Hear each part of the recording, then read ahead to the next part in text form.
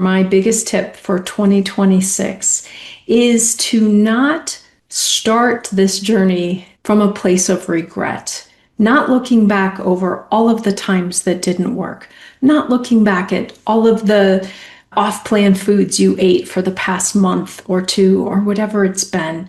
And that leads into the second half of this is that I want to encourage people never to use fasting or eating as a compensatory strategy. Every decision we make is just our next decision moving forward.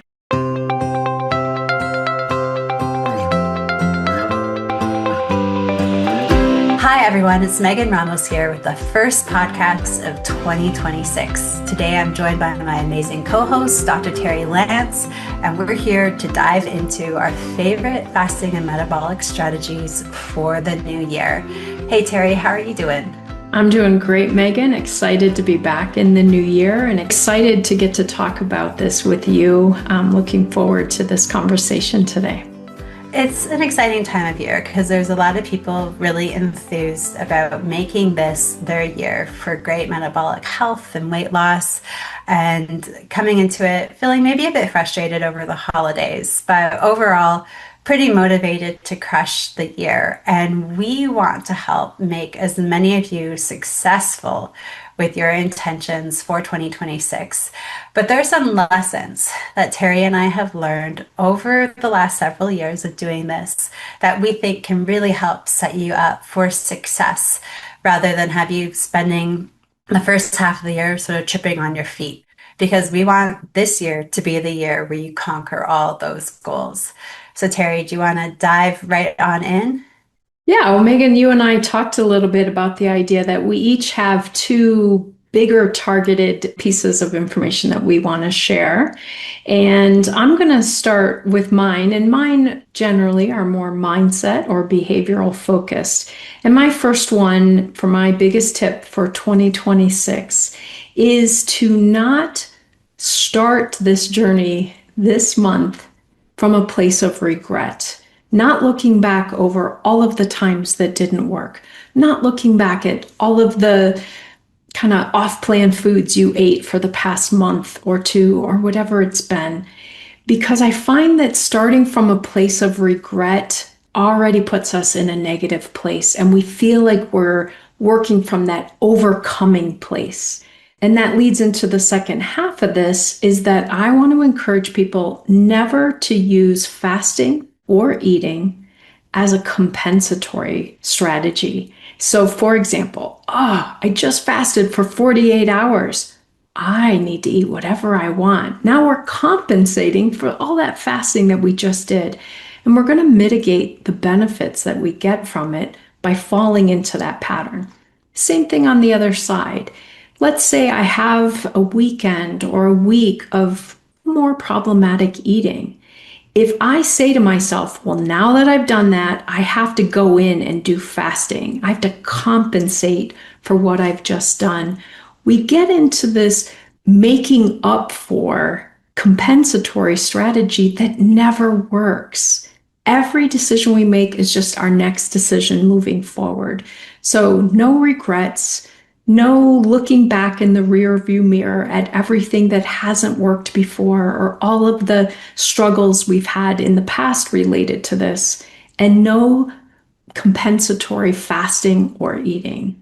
So that's my first mindset one. Megan, how about from the fasting perspective? What's one of your biggest strategies for 2026 to help people get this year going well? Well, some of you are going to be brand new to fasting, and we'll share some ways that the fasting method can help out with that at the end of today's podcast. But many of you who are listening, the bulk of you, have been on a fasting journey for quite some time now. And to Terri's point about sort of compensating, we do tend to feast over the holidays. And there's this whole concept of feasting and fasting being a very strong pattern around celebrations throughout human history, across every major religion in the world. We were even talking about this during one of my last webinars of 2025, about how it is a natural cycle and pattern.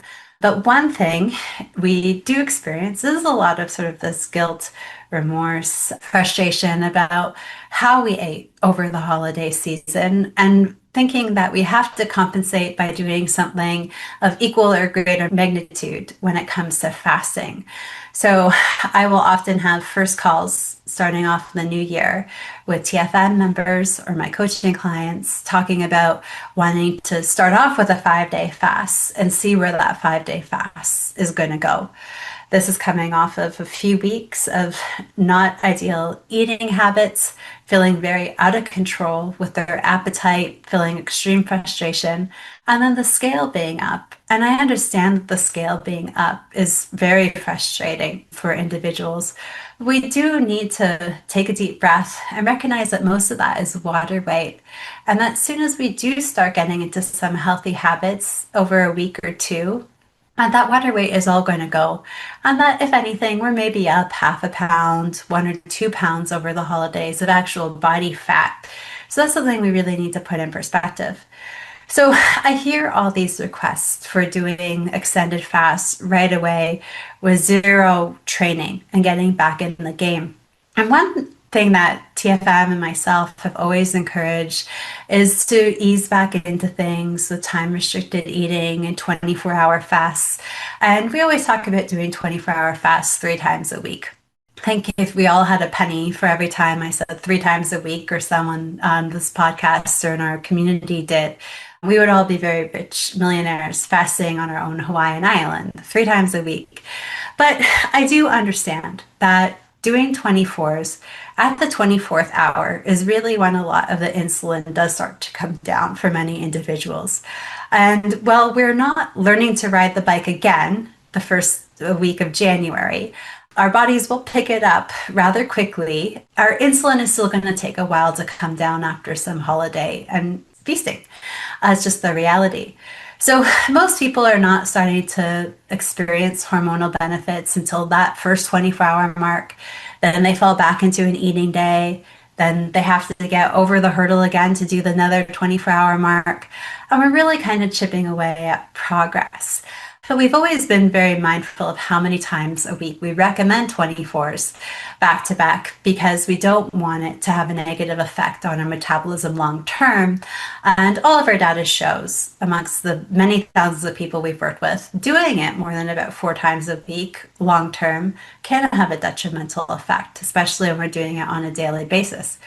So one of the fasting strategies that I'd say is probably the most popular therapeutic strategy used at the fasting method is doing 2 48-hour fasts a week. People love it. It's only 2 meals a week where they're missing eating with their loved ones or their communities throughout the week. If they're the primary cook at home, it's only 2 nights of the week they're trying to figure out, well, in a fasted state, whether they're just white knuckling it and cooking through or trying to do some type of prep for their families in advance. It simplifies things. And when you get into a fast, you can stay in a fast a bit longer, which tends to be quite easier for individuals because our appetite really does start to become suppressed significantly around the 36-hour mark. So people like sitting in there a bit longer because it just feels easier. So you get these 2 deep fasts a week. You have less problems socially and physiologically a week. People love the 48s. Even I say now, if I could go back, I probably would have done that strategy than the every other day or Monday, Wednesday, Friday routine that I had in my journey. But 2 48s or even 1 48 can be pretty daunting over the holiday season. So something that I've been working a lot with my clients and the community members I interact with in my groups over the month of December is I understand the 324s can kind of get messy hormonally and maybe not be potent enough when we are combating insulin resistance.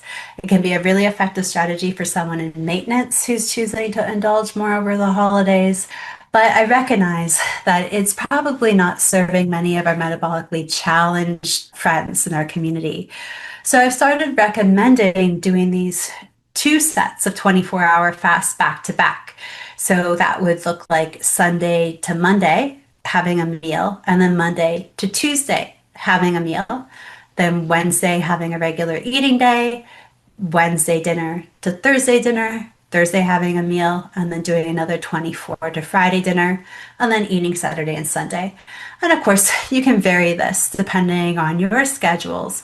But doing those two 24-hour fasts back to back and then taking a pause for a day or two is quite effective at really keeping the hormones down, suppressing the insulin significantly enough that you get quite a lot of hormonal results and benefits over those 2 days.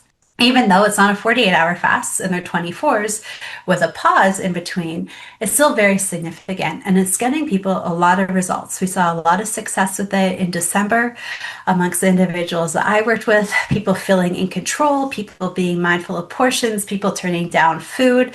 And they're saying, we're only doing a couple 24-hour fasts, but doing them back to back, taking a pause, doing them back to back seems to be really effective. So this is what I really am hopeful that many people will choose to do, at least for the first couple of weeks of January, just to help them get back in the game.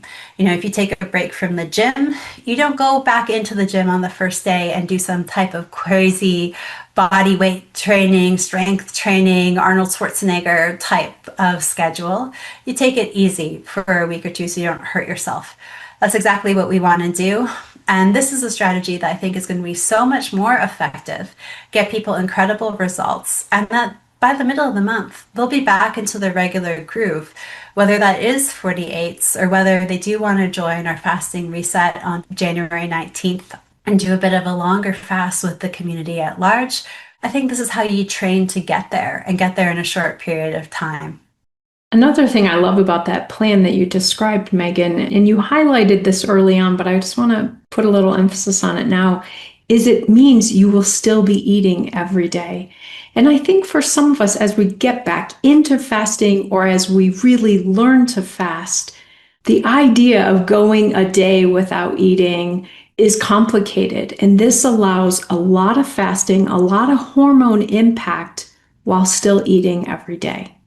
I think it is something that we've never recommended before. Something I got fixated on doing after having a lot of success with a handful of clients going through a bunch of stress earlier this past fall.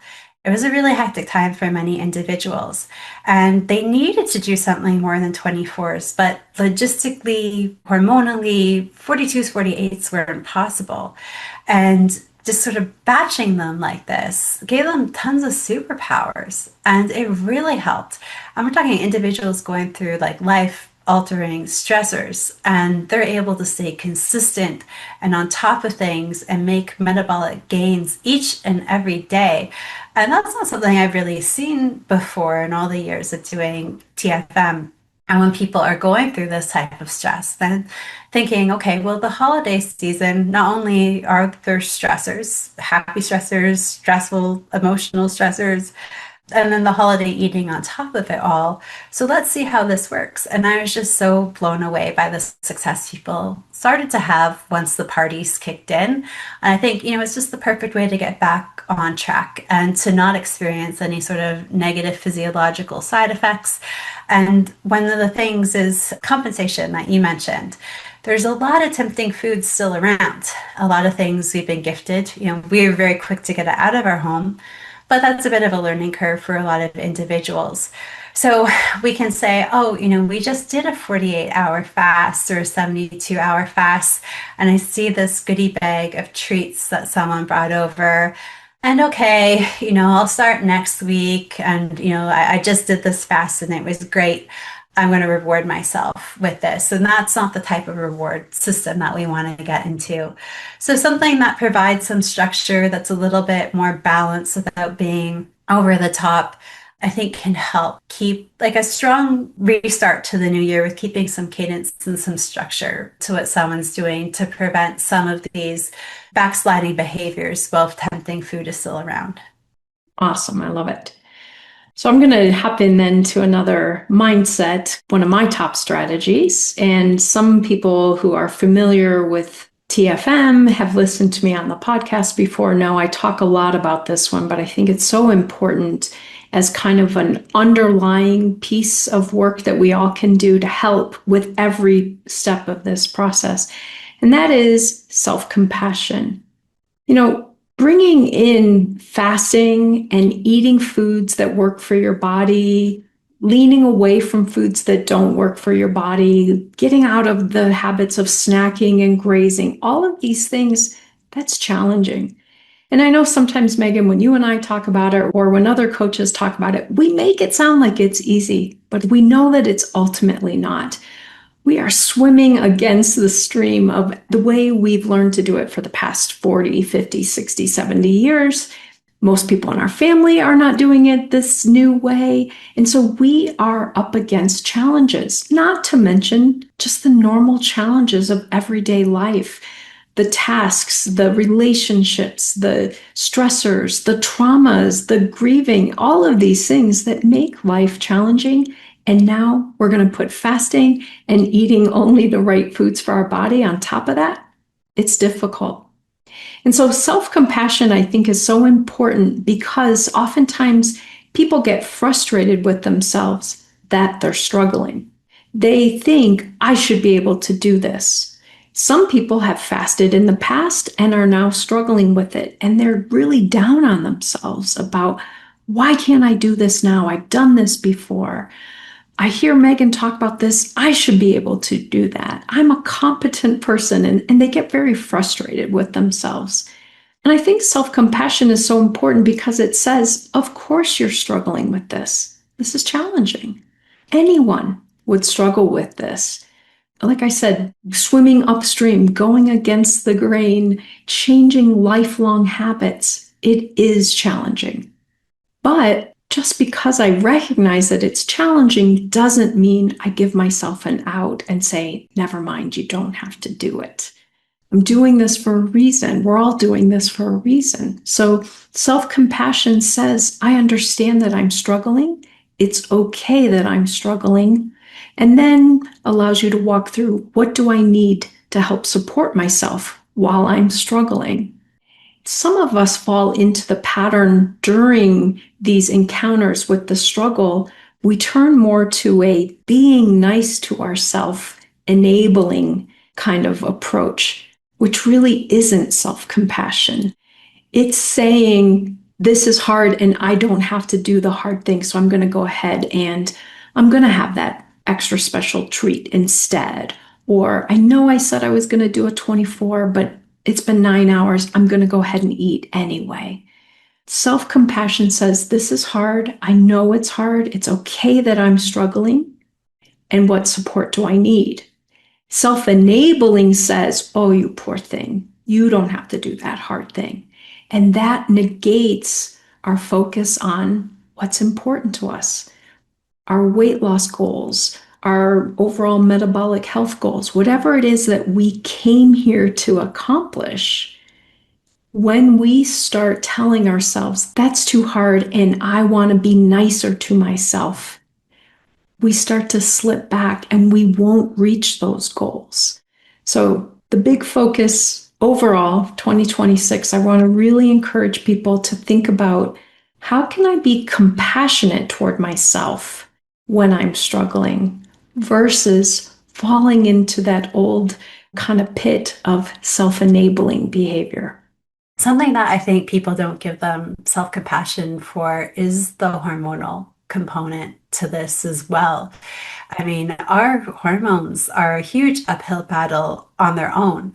There are habits, there are mindset, there's years of failed dieting attempts, there's years of health struggles, and there's years of just tackling problems in certain ways that might not be successful for helping them reach metabolic and weight loss goals. So there's a lot of mindset and habit stuff to address. There's also a lot of physiological stuff. And to what you said, I hear it all the time, this should be easy. I should be able to do it. I'm a successful person in X, Y, and Z areas in my life, but I just can't seem to do this. And they're actively trying to work on mindset and habits and really trying to address the stuff, but it's hard. And it is hard. in a lot of cases, there is this huge hormonal battle that we're fighting against, and it is a huge struggle. And we just blame ourselves. We label ourselves with this huge character flaw, this willpower flaw, and that's not always the case. Yes, do many of us need to learn better coping mechanisms, better ways of loving ourselves and communicating with ourselves? There's so much. I mean, Terri, you've spent a whole lifetime learning and educating and experiencing and helping others with all of these things. It's a lot. I've gone through it myself. I've worked with clients going through it. There's a lot to address, but there's also the recognition that there are some hormonal challenges. And it's not that I can't do this, even though it's recommended, and that I'm not capable or something's wrong with me, as I need to meet my hormones where they are. And for some of us, we have more mild issues, and some of us have more severe hormonal issues. So our journeys are all going to look very different from one person to the next.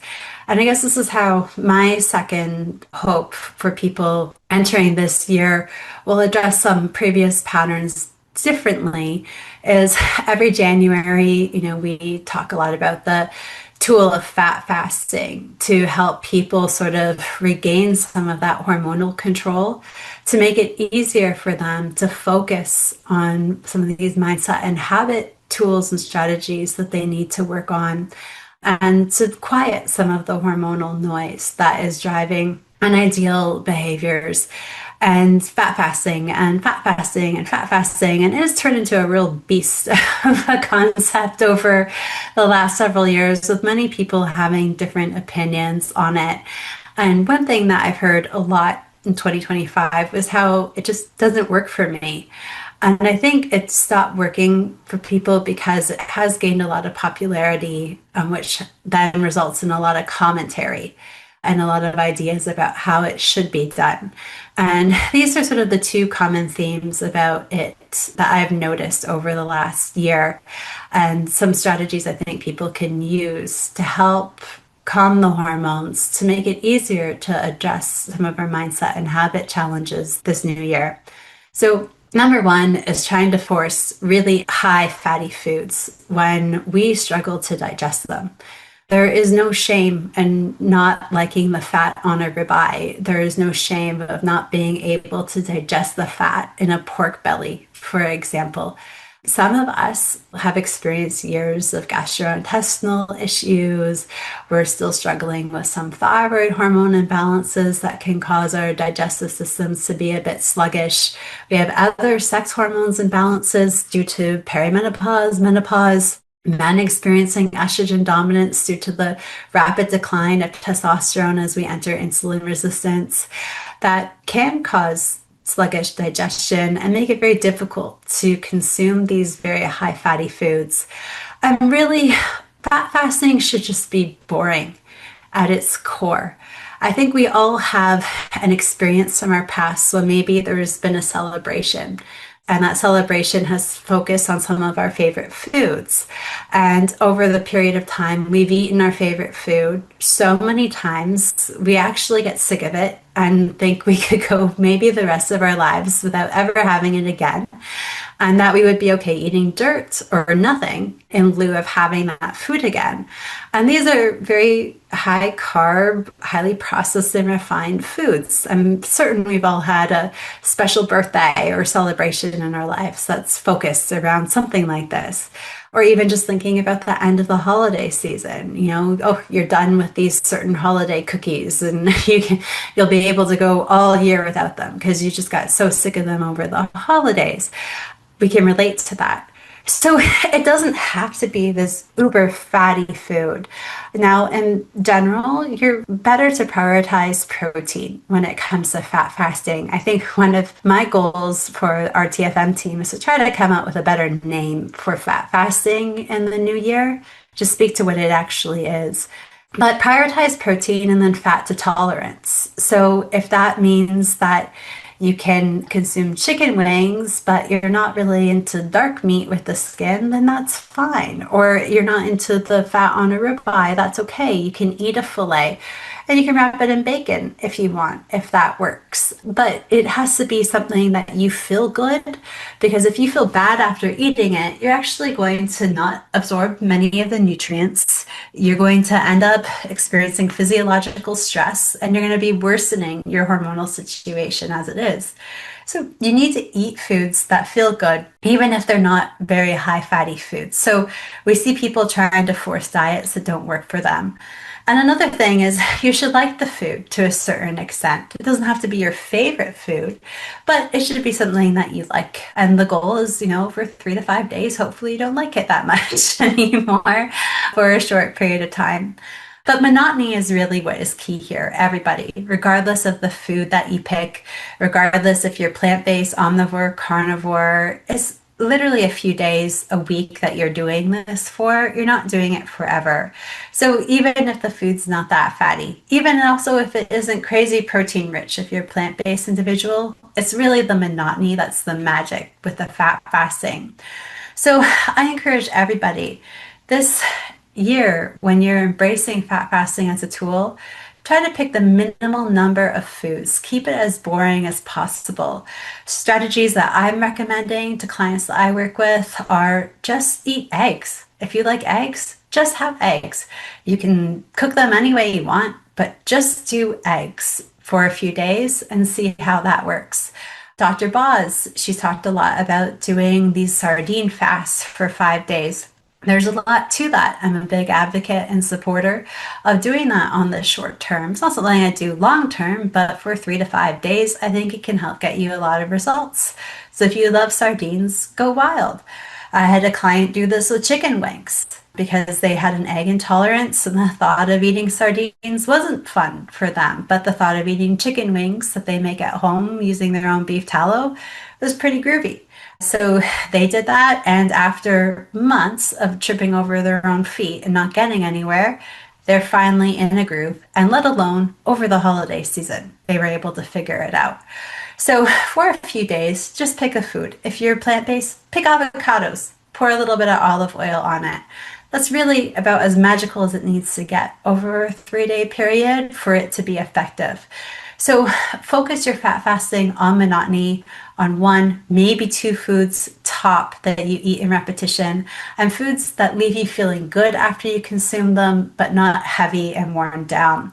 And this should really help you get those hunger hormones, get your insulin to a really good stable place, so you can start to identify what thought patterns, what things are going on that are not maybe driven by hormones that you can work on, that can help you realize what you need to focus your year on shifting in terms of mindset and habits, and give you some of that clarity, and maybe make it a little bit easier on yourself to stay with some patterns because you're not fighting the hormonal tsunami, and make you feel a little bit better about yourself, enable some of that self-compassion that Terri is talking about.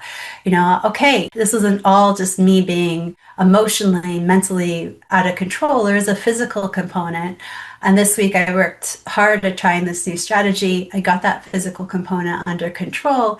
And I realized it isn't all on me. It isn't all a character flaw, even though I've got some things I need to work on here. And it can really help support that self-compassion and identifying how we need to proceed with the rest of the year. I love it because it also helps us address something that we talked a little bit about last month with Dr. Fung, and everyone will be hearing more about this, about hedonic hunger, that eating for pleasure, eating for emotional reasons, and making food boring helps us get out of that habit. So it's super important as far as, like you said, the physiological impact, but also it can help us start to change some of our learned eating patterns. I love it. Well, everyone, I hope these are some helpful strategies to think about as you roll into January, and how you might want to pivot on some past January fasting and mindset starts, or how you might want to get started on your journey. At the beginning of the episode, I mentioned if you are a beginner to fasting or newer with actually trying to make this a lifestyle after some experimentation with it, we do have some ways that we're specifically helping you all out. Terri, myself, and Dr. Nadia on our team are launching the Fasting Academy. Our first lesson is live with me on Monday, January 12th. And over a 12-week period, myself, Terri, Nadia, and our other coaches on the team are going to help guide you through some of the most fundamental fasting mindset and habit principles to get you started on your journey. So every other week, there's a new live lesson. All lessons are recorded. If you can't attend, you will be able to go back and review. You'll be provided with an action plan to help get started. And on the weeks in between the lessons, there'll be support groups facilitated by our awesome team of coaches to help you navigate the materials and get started. How does this differ from past approaches that we've had through our master classes or our former Jumpstart class that we've now officially retired? This is going to be a lot more practical. Do this, don't do that. Of course, we're always going to tell you why, because you need to understand why, but it's going to be a lot less theory heavy. I've found in a lot of reflection and feedback that we've been very theory heavy in the past with some suggestions about what to do. This is going to flip the script a bit. We are going to provide you with the resources so you can have a deep understanding why, but we're really going to sort of lay out the actionable foundations step by step to really get you on a solid groove going into the new year. This is the first time we're ever doing a course like this live over a 12-week period. Again, though, it will all be recorded if you have to miss a week or are unable to attend due to time zone constraint. But it is included with the quarterly membership starting for January 12th. Spots will be a little bit limited, so make sure you register. So that's for beginners. And then we've got what I would call the graduate schools as well for people who are looking for in-depth. We have the amazing coach, Heather, and Heather is leading a 3-month weight loss, what I call the PhD in weight loss for fasting and nutrition. She does such a deep, thorough dive in explaining all of the nuances, ins and outs with how you should fast, how you should eat. And then she does some individual troubleshooting with some great accountability tools for people who are participating in her course. So that is one thing if you're looking to make a serious commitment. And you'll also get access to the Fasting Academy when you participate and Heather's course. And that also starts on January 12th. And then Terri is doing her own graduate school. I'll throw it over to you to explain more. Yeah. Starting a little later, it'll be in February. I have a 12-week or 3-month course that meets weekly, so a little bit more intimate setting again. But it's for people who already know how to fast, already know a good bit about what eating looks like for them and what eating helps support them.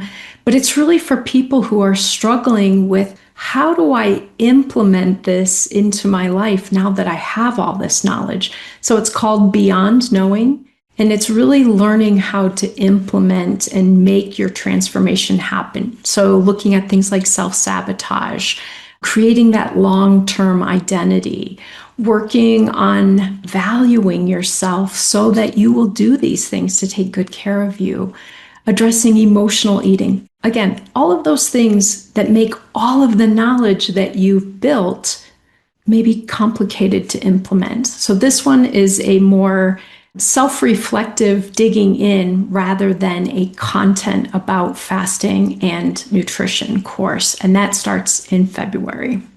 Awesome. And we have a special offer for those who sign up before January 12th to use both Heather's weight loss graduate course and Terri's incredible mindset transformation together to really sort of give you the ultimate tools and start to your 2026. All right, Terri, thank you so much for joining me and everyone else. We wish you all the best as you go into the new year. We look forward to being part of your journeys.